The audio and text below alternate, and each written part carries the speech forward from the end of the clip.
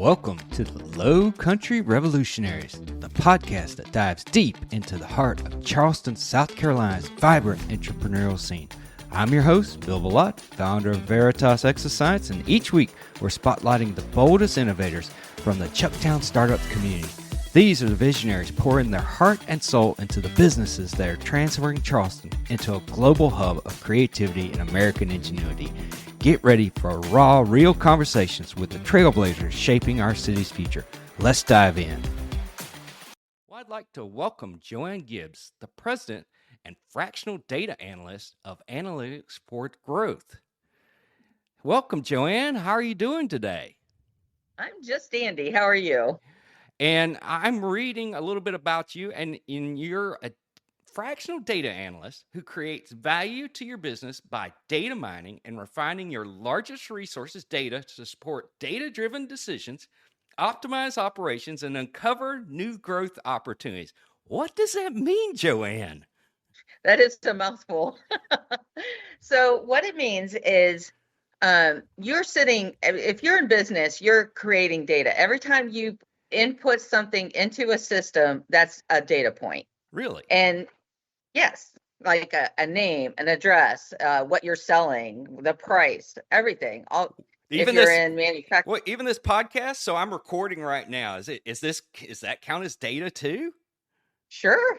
Could be because you collected information from me, right? Oh, yeah. So now you know my title, you know what I do, you have my name, you have my phone number, you have my email address, all that's data. Oh, cool. So, and a lot of people don't, think about your personal life, social security number, which I'm Right. not going to share. Yeah, please don't. Phone number, address, your name, your parents' name, your mother's maiden name. All those is data, but we don't think of it that way, right? Right. We just naturally organize it in our life. We memorize a lot of stuff for our personal life. It's much more difficult when you're in business to do that. Yes. So, you put it into a system and you're entering all your data, and probably not just you, other people in your organization are entering data too. And that can be a good thing and it can be bad. Right. So, as you're collecting the data, if you have salespeople and they're all putting inputs into your systems, but they're putting the same part or same sales code in different ways. Oh, yeah. That could be a problem. Now you have all these different data points that are really the same thing.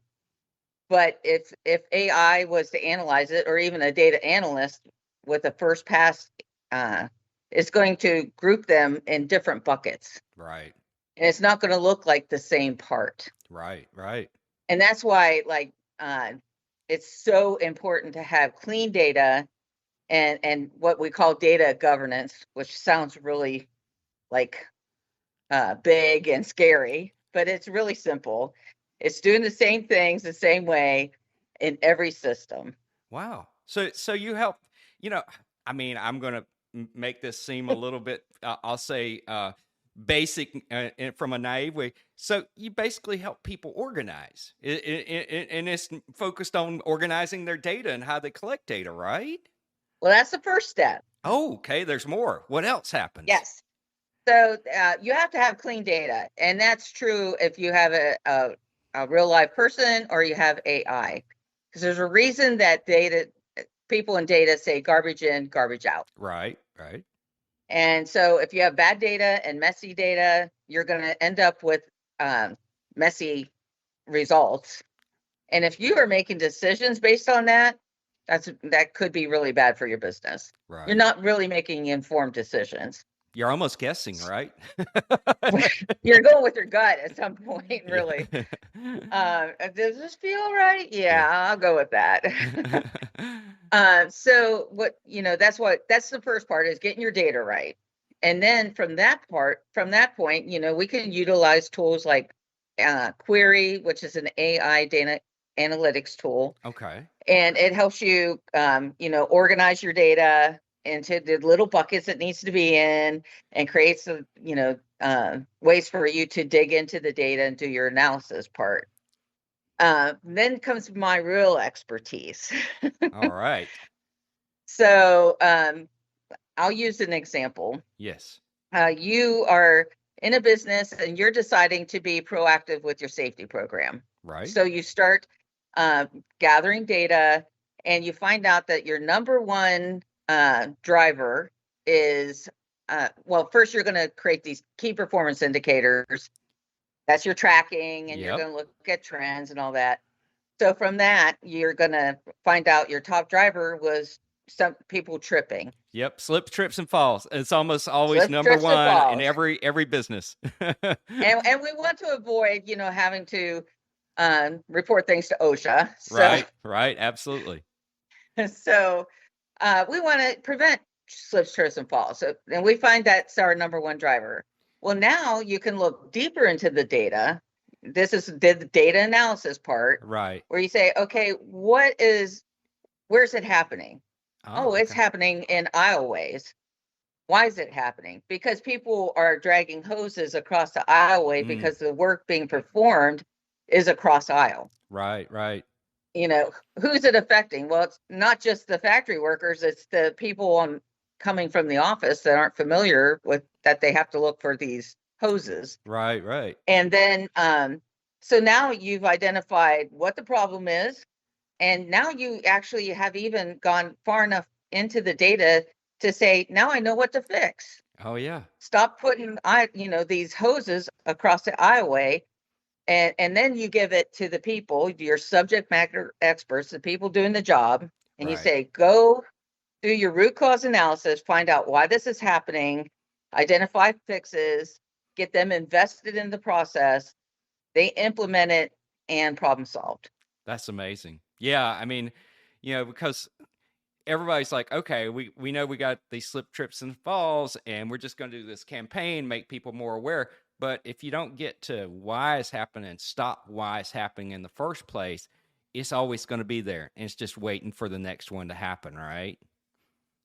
Well, and that's, you get into firefighting mode all the time. Right. You're And reactionary. right. And this allows if you have data and it allows you to look ahead, you can be proactive instead of reactive. That's You can cool. start finding the source of the fires and put them out before they even start. That's really cool. So, one of I in my past work life, I worked in a laboratory environment, and like one of the challenges we had was we had lots of data, but that data resided basically on separate hard drives on computers in those labs, and so we had more than petabytes of data across the entire campus, but it was all in little bitty silos. How do you work in situations like that? That's where AI comes in handy, Oh, because it cool. helps you to marry all of that together. And the great thing about like Query is they have taken the extra steps to make sure your data is protected Oh, cool. and is not going to be out there in the wild.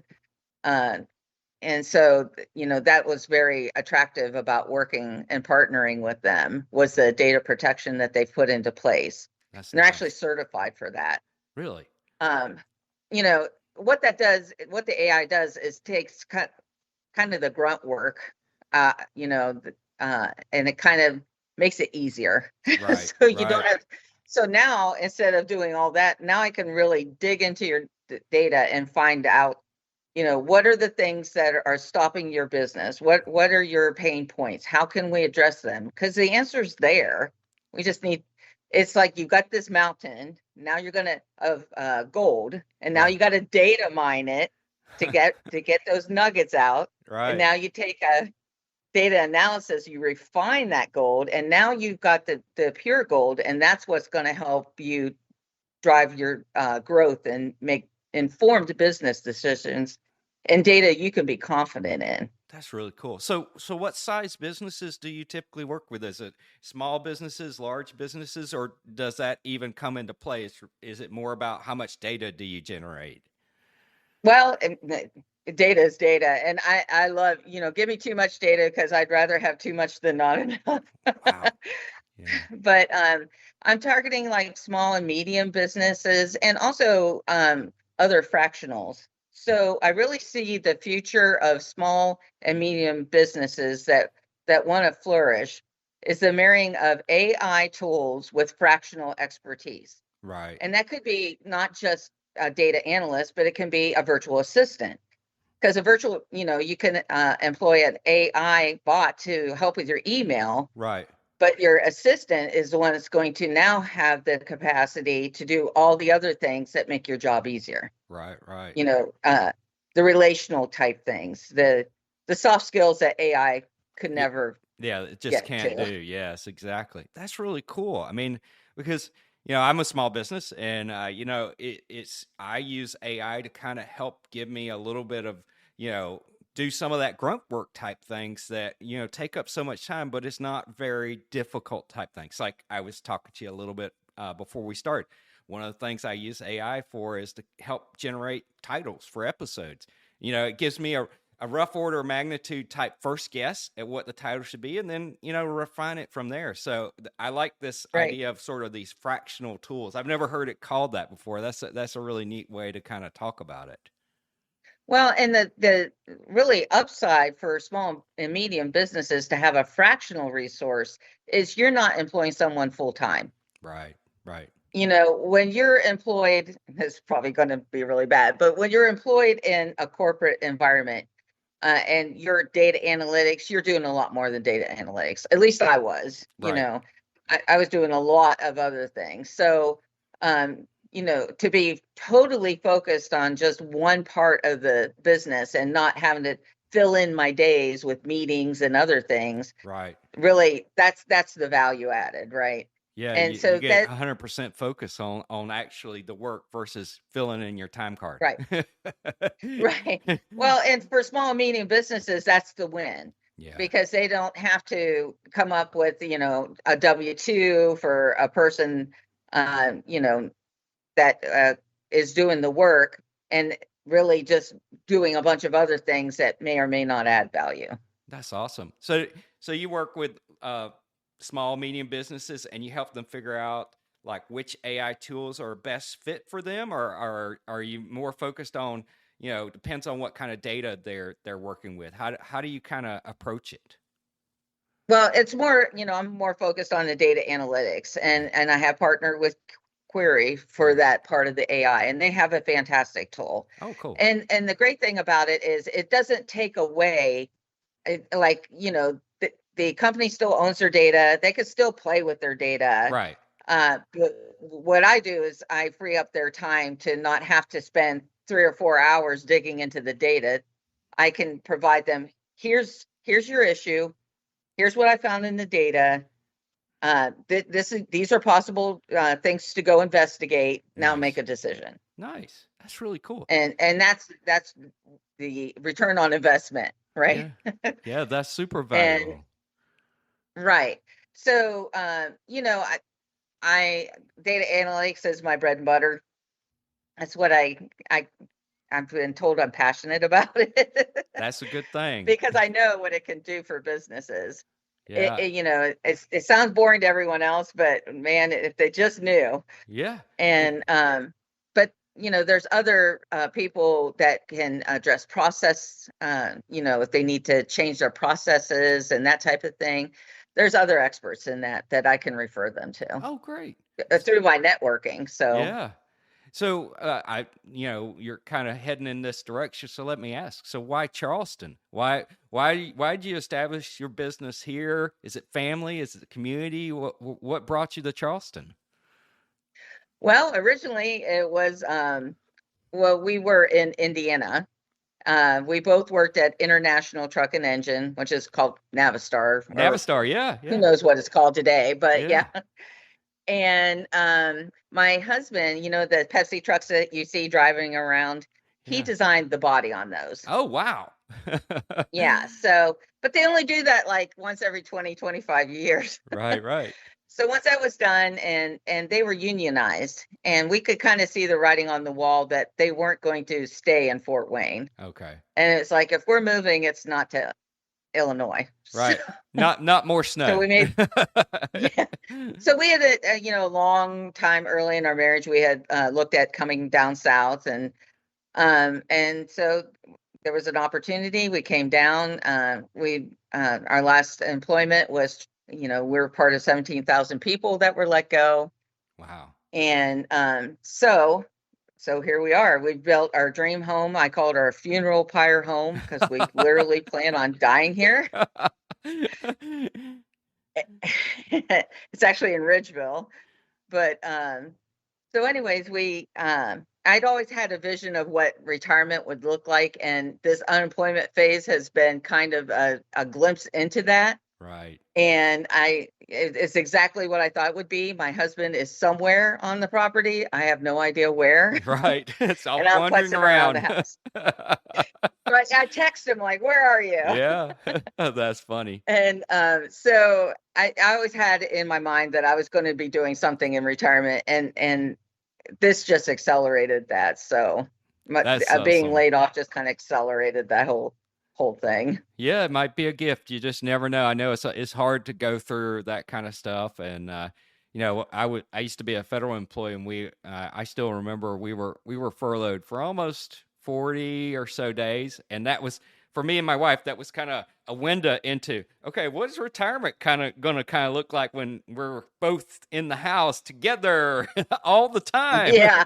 and you're still married, so yeah, still married. Yeah, yeah, all still together. And she quickly found out Bill needs something to do all the time. So I think when I do retire, it's going to be like, okay, I'm still going to be doing stuff. Maybe doing more podcasts or something else. Who knows? Right. Exactly. Well, that's awesome. So, you've had this amazing career. You're still doing great stuff. You're still out there helping people. What would you tell, entrepreneurs, people in the Charleston area just starting up? What advice would you give them?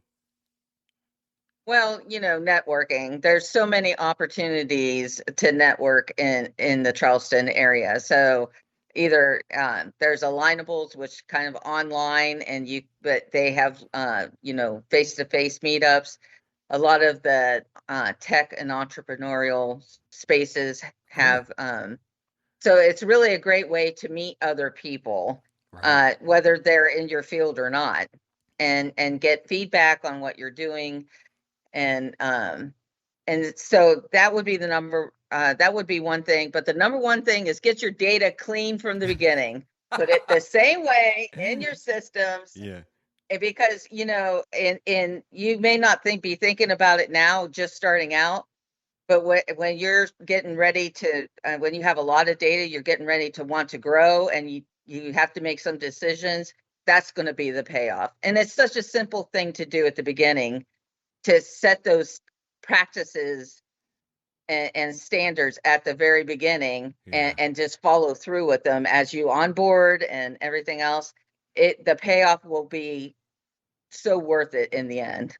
Well, I hope a lot of people reach out to you, especially those starting out, and get some advice from you about how to do that, because that sounds like great advice. Because, I mean, I can think of numerous times in my career where it's like I've had to go back and redo things because I started out one way and then I changed halfway through, Well, yeah. I mean, you think that large corporations have it together. They don't. Yeah. So it's not a thing that's just, specific to small. I mean, your mistakes will grow with you. Oh, very true. And the things that you practice now will grow with you. And That's very so true. you just set those standards at the beginning, and the payoff will be huge for you. Awesome. Well, thank you. That's great advice. I really enjoyed talking with you today, and I look forward to seeing you at some of these tech events. I'm going to try to get to some of these events that are around in the area as part of Chucktown Startups and some of the other groups. So hope to run into you soon. I hope so too. It's great talking to you. Thanks. That's a wrap for this episode of the Low Country Revolutionaries. Thanks for joining us as we celebrate the fearless entrepreneurs making wave in Charleston's Chucktown Startups community. I'm Bill Ballott, and it's been an honor to share these inspiring stories with you. If you enjoyed this episode, subscribe, leave a review, and share it with someone who needs a spark of low country innovation. Until next time, keep pushing the boundaries of what's possible.